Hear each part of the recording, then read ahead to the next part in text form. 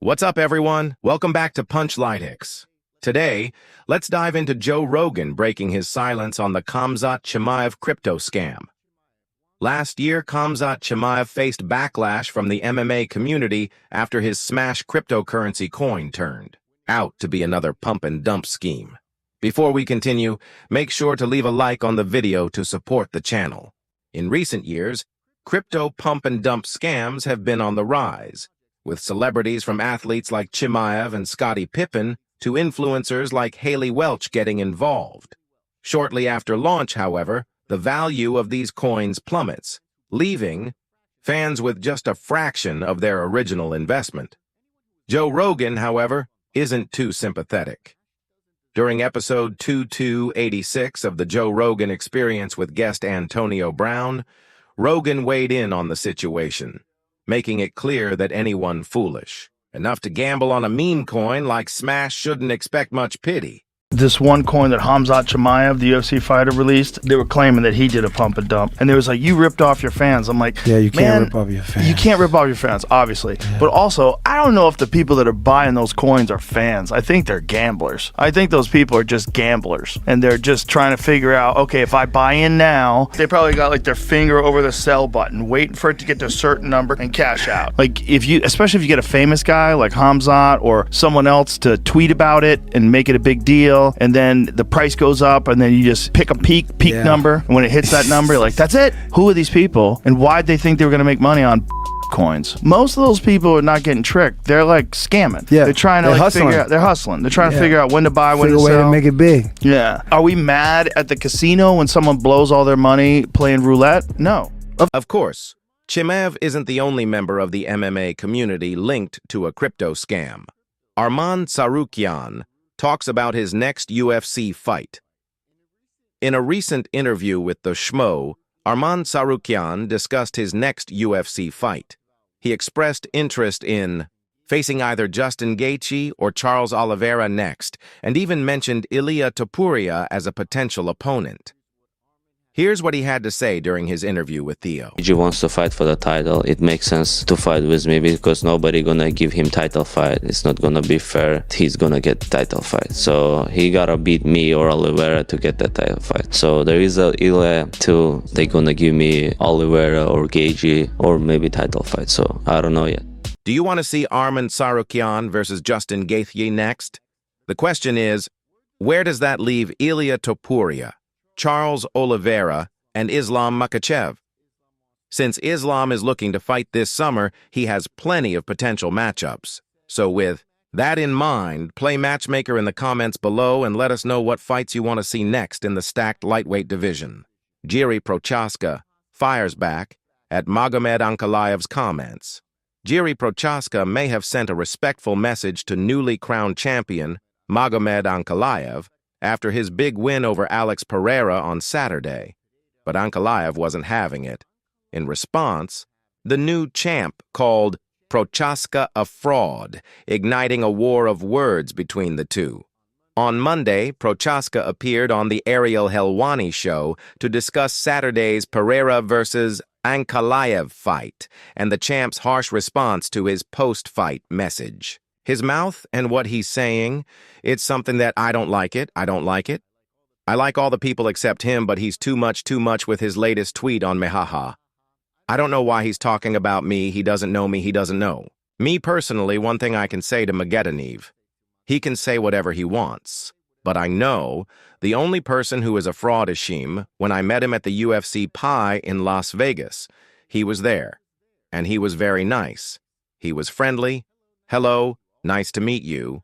All good.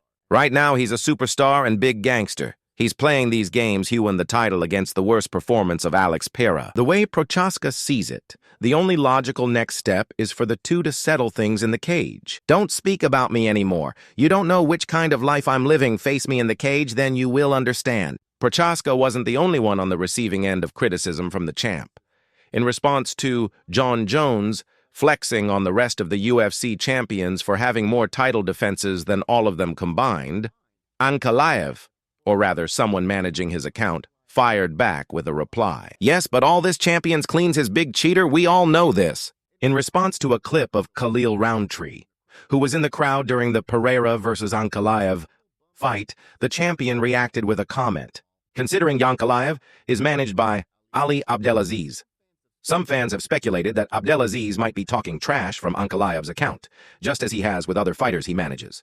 Magomed Ankalaev reveals Alex Pereira rematch is in the works. After his victory on Saturday night at UFC 313, Ankalaev once returned to main Dagestan and spoke with local journalists. According to him, the UFC is already in talks about a rematch with Alex Pereira. He had this to say: "Negotiations are already underway. Regarding a rematch, it's not yet known who will be next, but we agreed in advance if they want a rematch, then we are ready." Jamahal Hill confirms Alex Pereira rematch is in the works. Jamahal Hill recently addressed the rematch in a YouTube video, confirming that it's happening.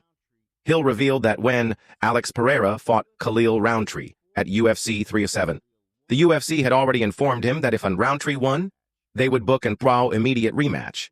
It's also worth noting that Ankalaev wants the rematch to take place in Abu Dhabi, meaning we could see it sometime after UFC 317, potentially in August or later.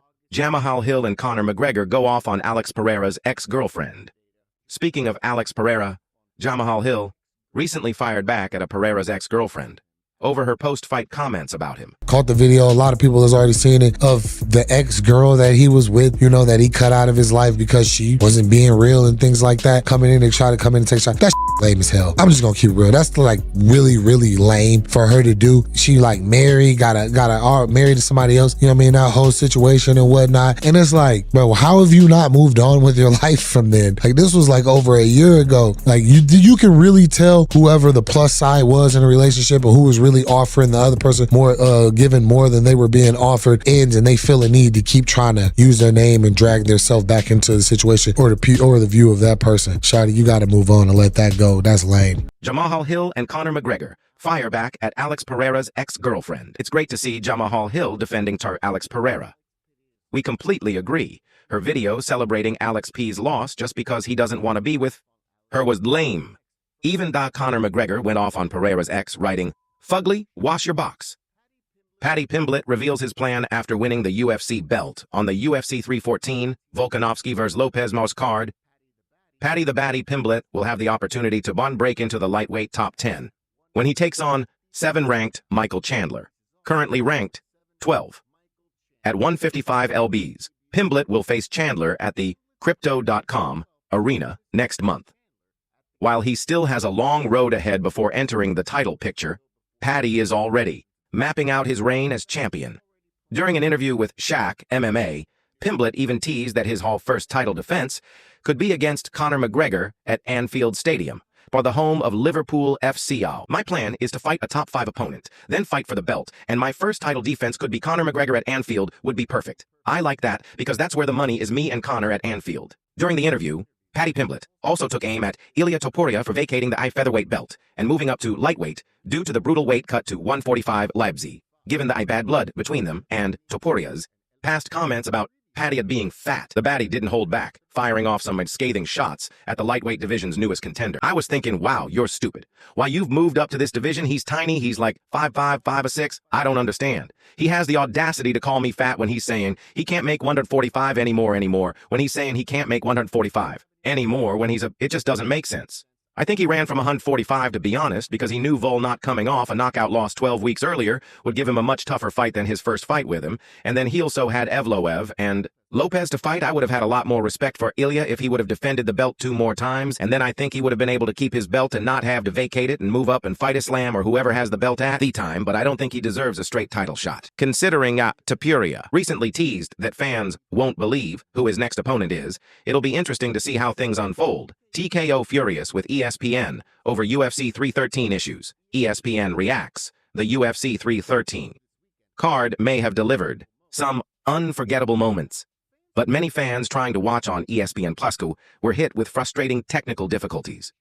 In response, ESPN took the unprecedented step of offering a free replay of the event to ESPN Plus subscribers the following morning, a move that left longtime fight fans stunned, according to a New York Post report later confirmed by MMA Fighting Co-executives were absolutely furious over the broadcast failure, especially since the two sides are currently negotiating a new media rights deal. Dana White addressed the situation during the post-fight press conference and saying, "Oh yeah, it made it to me. They were having problems buying it on ESPN. Plus, I don't know what happened with their platform tonight. There were a lot of pissed off people." In response, ESPN had issued a statement on the matter, which was relayed by MMA Fighting. "Unfortunately, we experienced a technical issue that impacted the purchases of UFC pay-per-view on ESPN, plus shortly after 10 p.m. Eastern Time, our teams identified and resolved the issue, restoring full functionality ahead of the main event. We apologize for the inconvenience and are taking steps to ensure a better experience in the future." As Emma Fighting's Damon Martin noted, this isn't the first time but technical issues with ESPN Plus have left fans without a way to watch the action on the fight nights. Perhaps the biggest complaint about these tech issues on ESPN Plus is that the UFC deal is almost 7 years old, and it still happens constantly. This isn't just a one-time issue, it's a recurring problem, with ESPN and the UFC currently in the middle of the media rights negotiations, and major competitors like Netflix and Amazon looking to enter the space. It'll be interesting to see if this weekend's technical difficulties end up hurting Espentek in the long run. Alexander Volkanovski talks about Diego Lopes fight. Following UFC 330 for Yaos, all eyes now turn to Alexander Volkanovski versus Diego Lopes at the next pay-per-view event on April 12th. For Volkanovski, this fight is a chance to snap a two-fight losing streak and reclaim his title. On the other hand, Lopes is looking to extend his winning streak to 60 and capture UFC Gold Hour for the first time. Leading up to their title clash, there has been plenty of talk about the 35 and over curse, as fighters in that age group have historically struggled in title fights at 170 lbs and below. However, Volkanovski isn't concerned. In a recent video for his and Israel Adesanya's Engage Fightwear brand, Volk made it clear, no matter where the fight takes place, he believes he has the tools to beat Lopes. I think I can beat Diego everywhere. He's dangerous. He's going to be dangerous everywhere. So I need to sharpen up everything, right? Even if I want to go the wrestling route or grappling route, I think I dominate there anyway. Everyone knows him for his jiu-jitsu, but trust me, I ain't worried if it goes there. Can he handle the fact that even when things are going his way, I ain't quitting. I'm coming back even stronger. But I don't even think he'll get me there. But even if he does, I think he's still going to absolutely hate being in these positions because he's going to realize I can't stop this guy. I'll show the world and him that I'm just different. Although Volkanovski is up against a hungry young contender, fans appear to be backing him ahead of the fight. On most major sports books, the former champion is currently sitting as a slight betting favorite.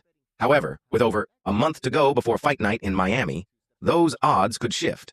UFC fighter pulls out of upcoming fight when the UFC heads to Kansas City. Next month, it will do so without Mitch Ramirez, who has been forced to withdraw from his scheduled bout against Akmar Hassanzadeh.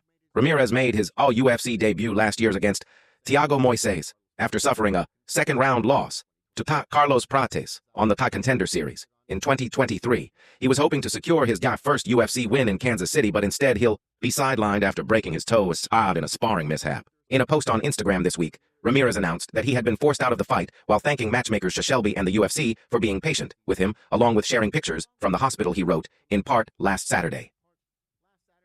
I threw a front kick sparring and clipped an elbow. It caused a severe break in one of my toes and displaced the bone. After meeting with multiple specialists and trying to figure a way through, I was told surgery was the only way to reconnect the bones and ensure proper healing. Unfortunately, I had top hole. My fight surgery is done, and it went well. I'll be back on the mat in about a month and looking to rebook ASAP. Thank you, Shelby UFC, for being patient with me throughout all these backs over the last year. I'm more committed to this than ever. Expect one hell of a fight when I get back in there. Until then, we keep finding ways to improve.